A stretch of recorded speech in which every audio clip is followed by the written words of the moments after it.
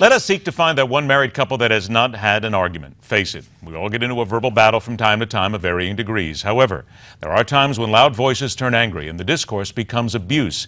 It is not considered grounds for divorce, but that could be changing sooner than you might imagine. Our guest is family law attorney and managing partner at Berkman Bottger Newman Rodd in Manhattan. Jacqueline Newman joins us today. Jacqueline, thanks for being here. Thanks so much for having me. This is fascinating because we saw this. This is apparently a bill, the House Bill 185, which is awaiting Senate action right now, that talks about adding the language of verbal abuse to a divorce statute in Mississippi. I thought that there would already be some sort of verbal abuse clauses or something in many states around the country, but that's not the fact, is it?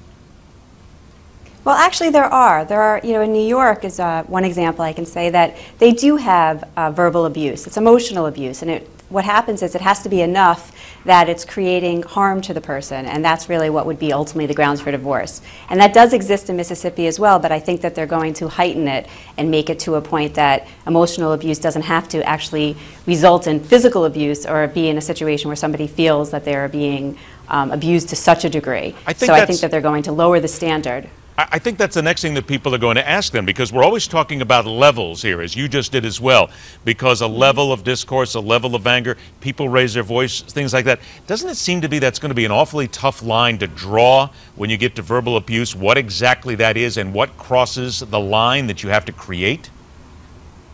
I think it is going to be difficult, but courts will do it. There is a large level of subjectivity to it, and obviously that's going to give judges a lot of leeway to decide when they think that the marriage should be broken based on the grounds of cruelty.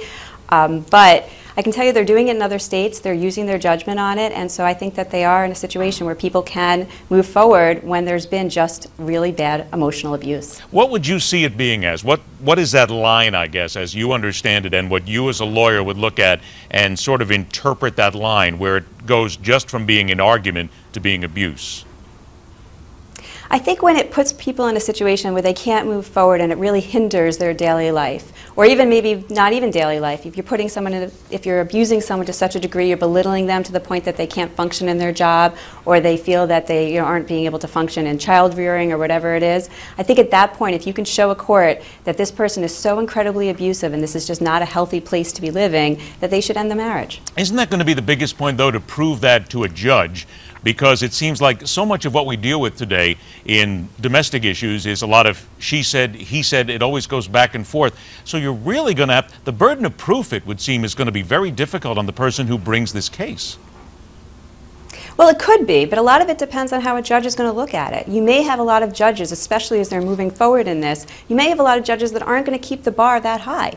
They may feel that, if somebody is sitting and saying that someone's calling them a name every single day or is putting them in a position where they can't function in life, that might just be enough. It might just be one person's testimony that says it, and it might not have to be corroborated. In your opinion, have we reached the point, though, where this is becoming necessary, where people have become, in many ways, whether it's male or female, sometimes they become so violent and so angry they lose control? It almost seems as if 20 years ago you might not have thought about this, but now it seems our society is just getting that angry.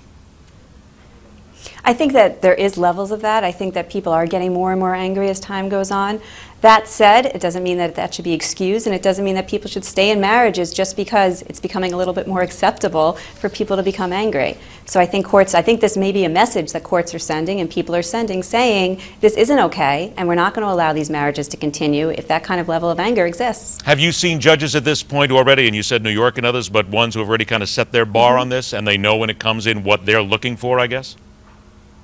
Absolutely. I would say, New York, we were actually one of the last states that became no fault. But before that, there were lots of trials that were on cruelty, and emotional abuse was definitely one of the things that was discussed. And I would say that judges, in my experience, while they took the bar, they took it very seriously to the point that they had to make sure that there was enough there. But I saw a lot of subjectivity with the judges, and I saw judges granting the divorce when they knew it just was not the right place for these people to be. It is a fascinating case, and certainly we're going to follow this and watch it, because I think maybe the time has come in so many places, and that's unfortunate. Jacqueline Newman, thank you so much for giving us your expertise on this. Thank you so much for having me. My pleasure. All right, we close the week here at Midpoint. Here it comes, the political punching bag.